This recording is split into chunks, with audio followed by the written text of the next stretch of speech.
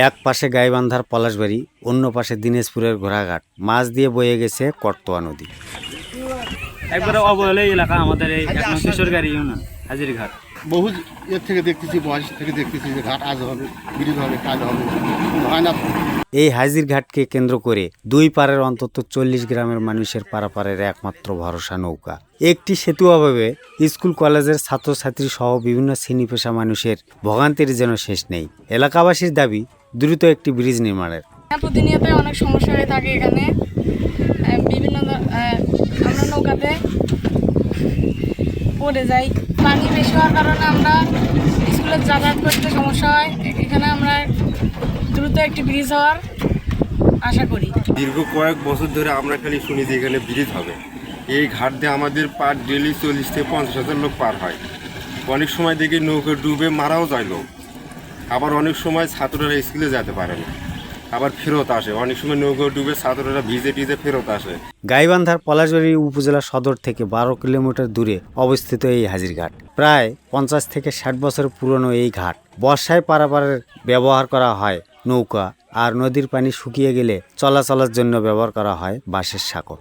আমরা পার হতে পারি না সময় মতো, রোগী নিয়ে সমস্যা, পার হতে পারি না সময় মতো, কৃষিপণ্য সময় মতো পার হতে পারি না, ব্যবসা বা আবার শিক্ষা, বড় বড় মাস্টার আছে তার সমস্যা, অনেক সমস্যা এই ঘাটে।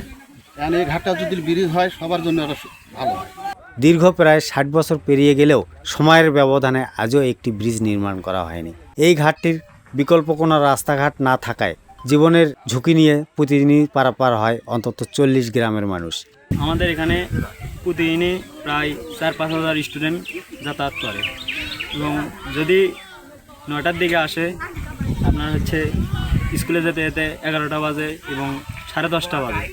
এতে আমাদের ঠিক মতন স্কুলে যেতে পারি না এবং ক্লাসের সমস্যাও হয়ে যায়। আমাদের এমপি ও সরকারকে আমরা খুব করে চাই যে যেন ব্রিজটা খুব তাড়াতাড়ি করে দেয়। আমাদের আর কিছু চাওয়া পাওয়া নাই।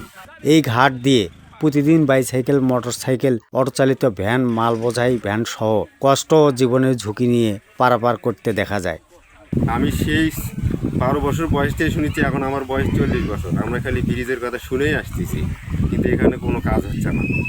একটি সেতু অভাবে যুগের পর যুগ ধরে চলে আসছে এই ভোগান্তি।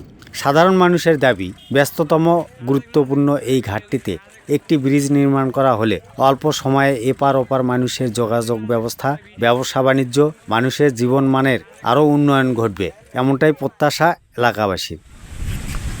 সোহেল রানা, মাদুকর নিউজ, পলাশবাড়ি, গাইবান্ধা।